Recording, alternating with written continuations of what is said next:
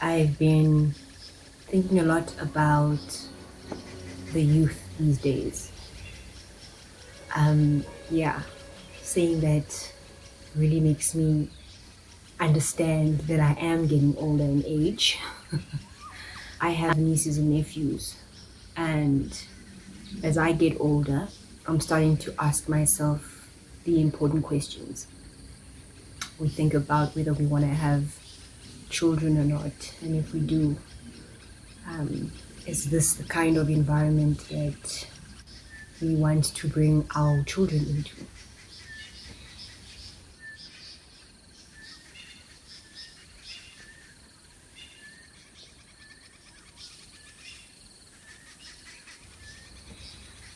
I also, in thinking about my nieces and nephew, have been thinking about just the contrast, the difference in the way that I grew up and how the environment and life was like when I was a teenager and a young adult.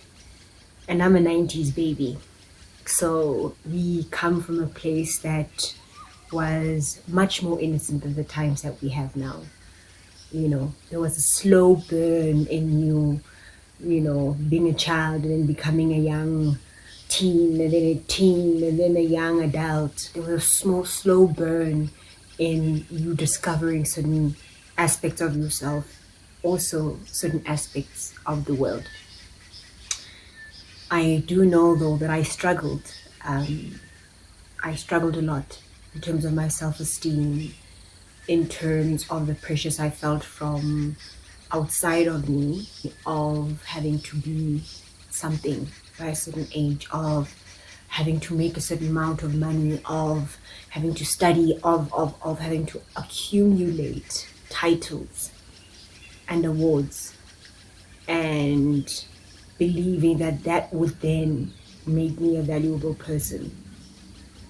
We didn't have things like Instagram growing up. I'm old enough to know what it was like to walk up the road to the shops, to what we call the tiki box, a public telephone, to put your coins in there and to call up a friend and speak for hours.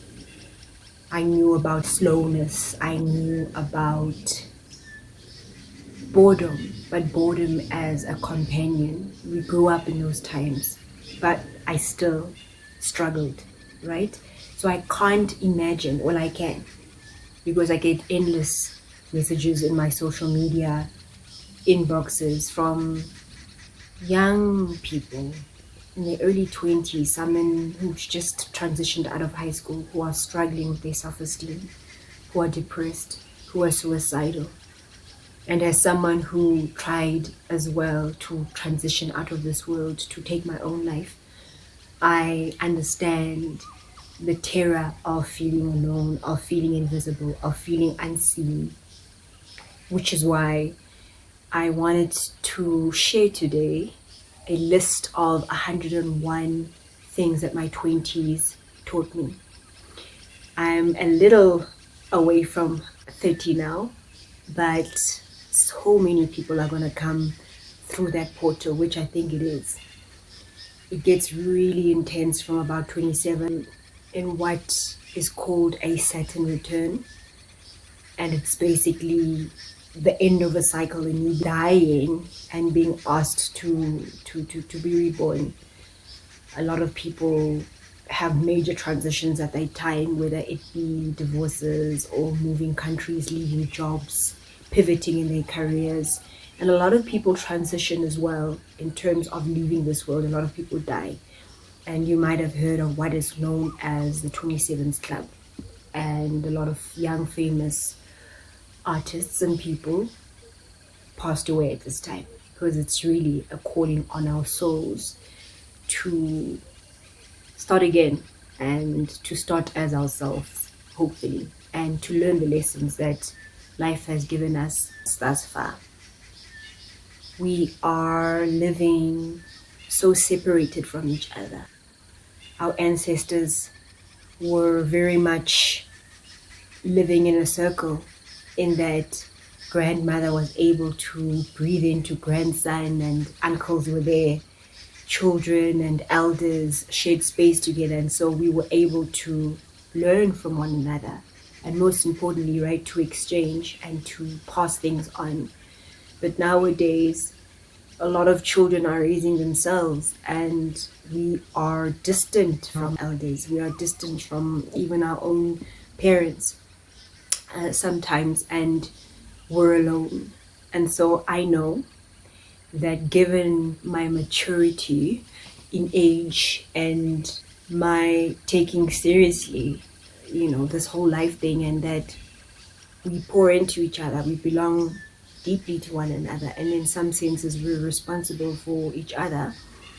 I'm an aunt, and I want to come into that space with that for someone else who might need it. I'm coming in as an older sister. I'm coming in maybe as a friend, and I think that this list can resonate with those even beyond 30. And so I come in here speaking to my older self as well, soothing my younger self. Some elements of the list have been augmented as I've changed, and my beliefs and my life lessons have informed me differently about certain things, and I'm sure it'll keep changing. Otherwise, I'd be dead. It's what we do, we change as humans. A list of 101 things that I learned in my 20s is quite a long list, and so I will break this down into a 2-part series for you to enjoy. The pounding of programming through television, through media, through the idolizing of celebrities, through series, and it's just become really intense. I struggled with the little that we had, which was magazine covers and some television shows like Sex and the City. That impacted me a lot. But there wasn't as much impressionable content as there is now. So hopefully content like this and sharings like this can be supportive somehow. Let me know what you think of the list. Let me know if there are things that you learned in your 20s that you might want to pass on to someone else. Welcome and enjoy. When I turned 30, I remember feeling all kinds of empowered, sensual, and began feeling what it feels like to be a woman. And I felt so liberated somehow. I felt free. There was a shift, and it was potent. The transition was gradual and often very painful and tumultuous. Very early on in my life, I had committed to searching and to being a conscious being, an awakened being throughout my life. I wanted to feel myself living. I also learned that it's when we truly begin to become an adult. And in fact, our 20s is an extension of us being older children as we try to figure things out and as our brains finally close.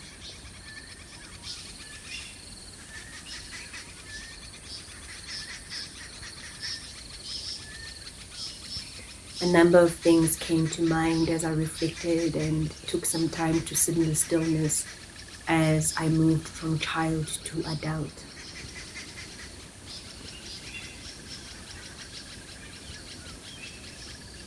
It was so healing in so many ways, and it's become important for me to continue to look back on my life and to enjoy the view of where I stand now, and to also try and find the lessons in it all. I found that this exercise spoke so deeply to my teen me, the early version of myself, the 20-year-old me, the young 25-year-old who suffered so much in silence. And it still speaks to the woman that I'm getting acquainted with. I share it with you because part of my creed is to live openly, vulnerably, joyfully, and honestly. To not hold back because of the fears that are usually influenced by what the world or other people might think or say or believe my life should be or look like. And because I also believe that as you learn, you should teach.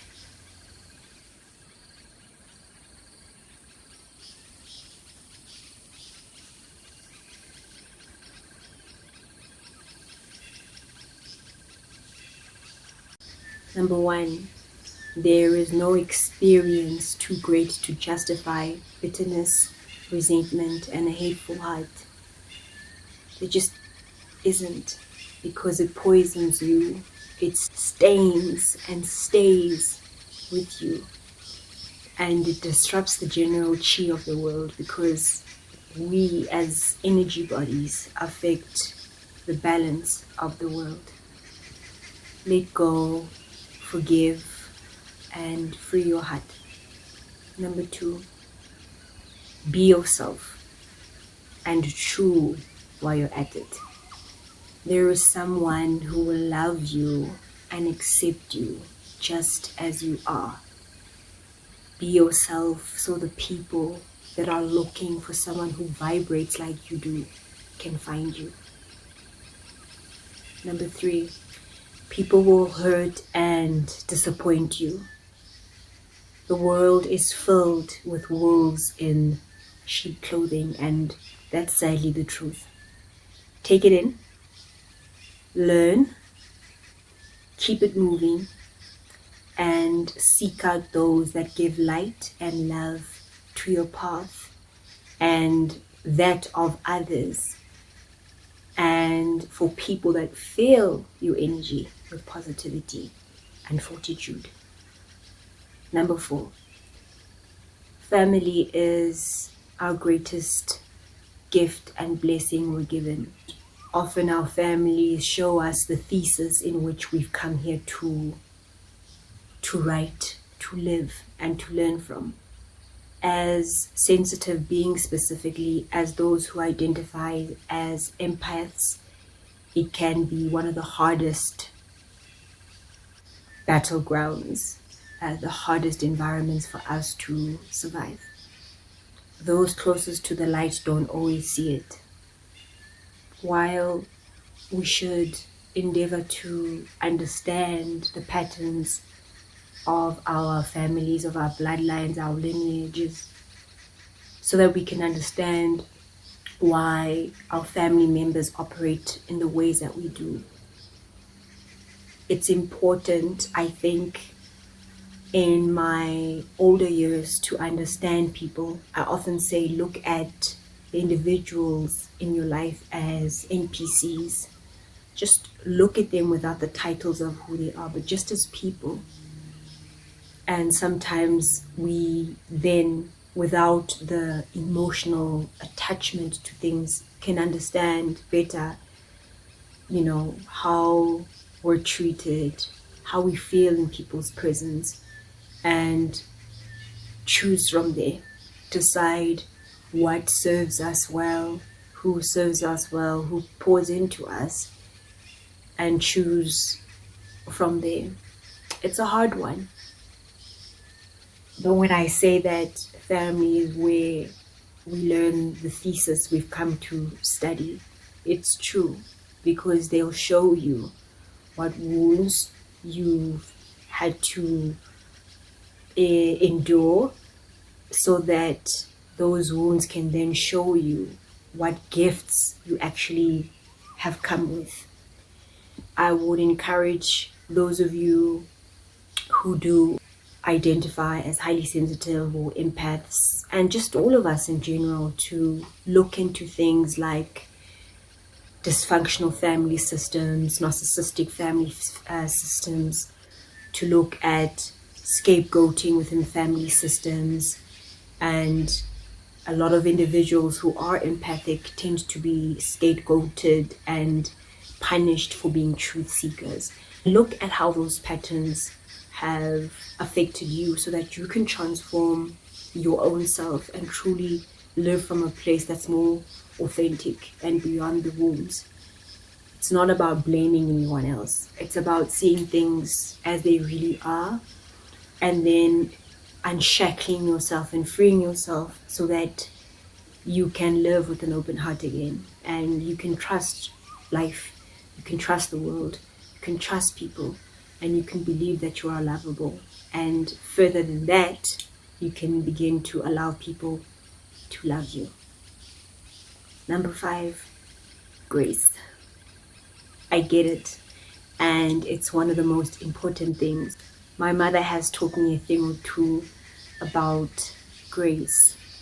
Live in grace, learn grace, love in grace, disagree in grace, and give in grace, receive in grace, pray in grace, breathe in grace, understand grace, and experience it as the magic and the arms that hold you through the waves of this life experience.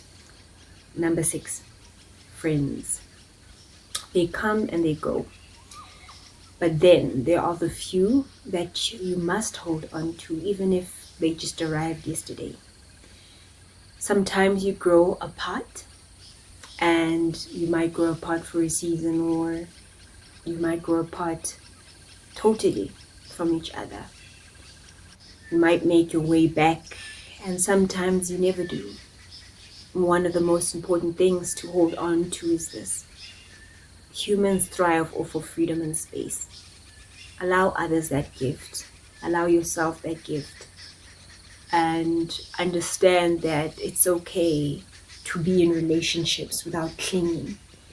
And clinging is not necessarily love. And quantity is not necessarily quality. A lot of us are also experiencing friendlessness. I think that it's the experience of the times. We are having to truly look at ourselves, and this causes us to isolate sometimes, to be on our own for some time. So understand that this is also the space in which we are moving through. Number 7, tradition, ritual, and ceremony. Tradition is important. It brings family and loved ones together, strengthening cultural bonds. And rituals also seal and honor the latter. Ceremonies give us reasons to get together for cohesion, for remembering. They punctuate the significant moments of our lives, the sacred hour, and they also acknowledge a transition or a rite of passage from one page to the next, from one existence to another, from one reality to another. It's a marking of the arrival of life, of death, of space to express gratitude to the ancestors and to the entirety of life itself. Ritual, ceremony, and traditions don't necessarily need to be the ones that might have hurt you or the ones that might have rejected you. It's about creating our own that bring meanings to ourselves, our families, and give us meaning as a people. My black is beautiful. Everything about my being a black woman was graciously intended. There's rhythm in my being, soul in my walk, and rhapsody in my intent. A lot has moved within me since writing this. And I remember when I was writing this specific point, number 8, I was living in Cape Town and I'd had so many racist incidents and really had to deal with some of the self-loathing and some of the traumas that I experienced in my life from growing up in a country where race was such a thing, where even looking at the magazines, I didn't really see people like me or people with bodies like mine. It was also really an honoring and owning of who I am. And so for point number 8, I'd like you to put in whatever it is there for yourself, whether you're a Chinese man, whether you're an Indonesian woman, but to truly own who you are and what you look like and the color and hues of your skin, of your hair, because there's majesty in how you've shown up in this world. Number 9, one day at a time, and sometimes 1 hour at a go. Number 10, saying no doesn't make you a bad person. Learn to say no gracefully, with no excuses as embellishments. No is a complete sentence, and sometimes no can even save your life. Number 11, you have to learn to intentionally distance yourself from the opinions of others. Learn not to give a damn about what they have to say. Of course, there are moments where you should be open to positive and constructive criticisms from those that truly love and care for you. You cannot ask for directions from those who've never braved the path. Number 12, you have to accept yourself first before you can become who you want to become. Number 13, I looked in the mirror. I found that I was everything I was looking for. Look in the mirror. You're the person who can change your life. Number 14, find your own inner gifts. You are the most gifted you that you will ever be. And there is no one else in this world who is made exactly like you've been made. You are a gift to us. You are our gift. Number 15, letting go is an art. Make art. Number 16, the real healer heals his own self first. Number 17, to find love, I had to find it in my own self first. Find a way to love yourself slowly. Number 18, I've learned that everything you're going through is preparing you for all that you've asked for. To whom much is given, much is required. 19, wisdom can be heard in the silence. Number 20, meditate. Number 21, learn to clear blockages in your heart. Number 22, your mama was and probably is still very right about many things. And yes, cotton underwear is just better for you. Trust me. And life is easier when you make the bed immediately after waking up. Number 23, from whatever angle, chip nail polished just doesn't work. Number 24, you don't choose your family, but you don't have to put up with some of the hatred and negativity that come with them. This doesn't warrant bitterness. You can love them and keep you distant. You have to know that there are certain things that you don't have to put up with just because people are your family. The world is filled with beautiful beings, and you're allowed to choose those that empower and make your life beautiful. And sometimes our friends become our family, and we make our own way. Number 25, don't believe everything you think. The mind can be a tricky monster. We have a natural tendency to tell ourselves stories that justify what we're doing or failing to do. We have a natural tendency to allow our stories to impersonate facts. Number 26. Initiations are the gateway for spiritual enlightenment. Initiations open the path to the state of oneness with all that is. Once at this point, your inner light serves as your true guide. We've perverted the word God and the messages related to peace, light, love, and enlightenment by accepting definitions created by whoever the definers are set for us.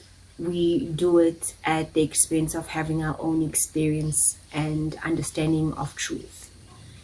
Work with the blockages and triggers around certain words so that you can know truth without these words hurting your vision. Number 28. The real purpose of life is to be happy, to be in joy of your life.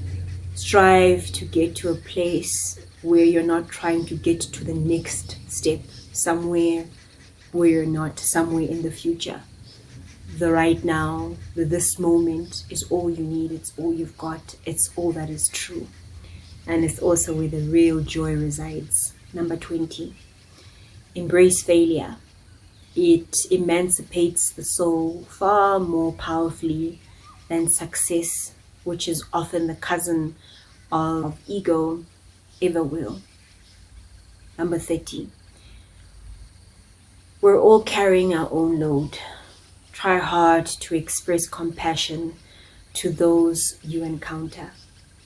Number 31. You don't always have to have proof of betrayal when your own instincts, your senses, your womb, the inner you has told you of it. Our intuition is far more accurate than the erratic mind.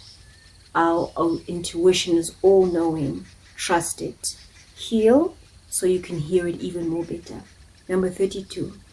Share your truth. You've lived it for a reason, and it may empower someone needing to hear it. Speaking up liberates you. Number 33.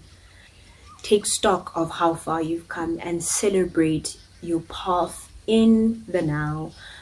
Life can get really heavy at times. Simply celebrating your wins, no matter how small, changes your mood immediately. Number 34. Faith can exist outside of religion and spirituality. Exercise faith in all that you do and witness how the universe responds. Number 35. You were born beautiful. That's your base frequency. You need nothing more than all that you are. You don't have to shave your legs or anywhere else if you don't want to. You don't have to change the nature of your hair and pick and prod to be beautiful. You're beautifully complete as you are. Number 36. The end of the story is really the end of the story. Don't just believe what people tell you. Find your own understanding behind the story. Number 37. I've learned that I have the same source, the same infinite intelligence as the sun and the stars. The grass doesn't strain to grow, which tells me that I don't have to suffer to be me. Just be. Number 38. Depression is very real, and denying your truest nature aggravates a very strong state of mind. Trust what calls you, even if you don't recognize it within the system we live in. Denying ourselves creates a mental hell. Number 39. Go back home if you want, or if you have to. Sometimes we need to be surrounded by those that love and know us before we can get up again and start again. There ain't no shame in it. Community is important, and society has created the illusion of separation, creating the mistruth that we're alone. Again, we don't all have to live by what the world or the majority has prescribed for us. And if family is a place that makes you feel worse than better, understand that it's okay to create your own sense of what family means and looks like for you. Number 14. To know the truth of the world is to be potentially labeled as a conspiracy theorist. But for yourself, look into the food industries, the pharmaceutical, and even the television industries, beauty industries, all of it for yourself. Try not to hate the system, but rather see how your life and personal choices can positively influence your community and slowly the world. There are documentaries, there's so much research and resources out there that can empower you in truly seeing more clearly with 2020 vision the world that we live in. Number 41. People label others rebellious by their sheer cheekiness to be themselves. Live and let live, each to her or his own. Be fucking cheeky. Number 42. Visualization is a powerful tool that can assist in helping you map and unlock your goals and dreams. It's a tool to live on purpose. I made my first vision board at 18 and I've made dozens since. They work. Number 43. We become what we believe in. We become the stories that we constantly tell ourselves. Our thoughts shape our reality. Number 44. Things won't bring you happiness. We live in a society that teaches us to want more than we need, and that until the day we have what we want, we won't be happy. This isn't true. You have everything you need within. And while things may enhance your sense of happiness, which should not be confused with joy, because joy is an essence of you that resides in your very cells, and it can be attained within the absence of things. Number 45, it's okay to make mistakes. Number 46, energy is everything. Everything is energy. Be aware of your environment and how it affects your vibration, your frequency, and your flow. Beware the energy vampires and accept that sometimes those we get along with the best aren't always the healthiest for our highest selves. Number 47, dreams do come true. They just need you to completely believe in that you can have them and that you deserve them. Your intentional faith and action will magnetize them towards you. You can be, do, and have anything that you want. You have to catch a spark of what your life can be. Number 48, be defiant in your quest for self-love. Be relentless in the fight for yourself, for your freedom, for love, and for truth. Number 49, you are the only person that can free yourself from your own limited and destructive beliefs you hold in your mind. The point is to allow our higher selves, our divinity, to be the driver of our mind, because the mind is a gift. The mind is a beautiful thing, as long as it's not in its lower shadow self, but is in its empowered, sharp, focused, divine self. Number 50, be yourself, but you have to find out who that is first. Seek it out earnestly. Number 51, you have the choice to make life what you want it to be. Life doesn't have to be imposed on you. Number